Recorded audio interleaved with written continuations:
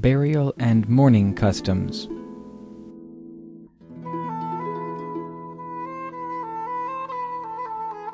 In ancient Canaan, when a person died, there was only a small amount of preparation of the body of an ordinary person before it was buried. The body was washed, and spices were applied either as a preservative or to prevent a bad smell. Then the body was dressed in the dead person's own clothing, or it was just wrapped in a cloth. The kind of burial was based on the class or wealth of the dead person's family. Nomadic groups, such as those of the patriarchs, simply buried the body under a pile of stones near a landmark along the trail. People living in permanent dwellings had permanent places of burial.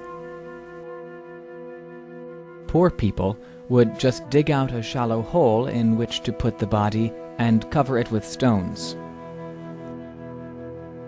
Rich people had tombs in natural occurring caves, or caves cut out of rock in a location near but outside of their living area. These were family tombs, which were reused for many generations as people died. In order to prevent animals from getting to a body placed in the tomb, the entrance to the tomb was blocked by a very large stone. If the tomb was owned by rich people, the stone would be more prepared. Burial in the ancient world would often be completed in stages. After the person died, the body was brought to the tomb and laid on a shelf. There was a specific place for the body to be laid, so that the head was cradled. Then the body was left for about a year. At the end of the year, when the flesh had decayed off the bones were collected and moved to a special area so the shelf would be available for the next burial. The practice of burying a person in the same tomb with deceased family members of earlier generations produced the saying, "He lay down with his fathers," or "He slept with his fathers." Personal possessions were often buried with the body to bring comfort in the afterlife, or as symbols of the person when he was still living. The personal items might include food, drink, jewelry, or an oil lamp. Until the time when the dead person's bones were collected, the family was considered to still be in mourning. Many rituals accompanied the period of mourning.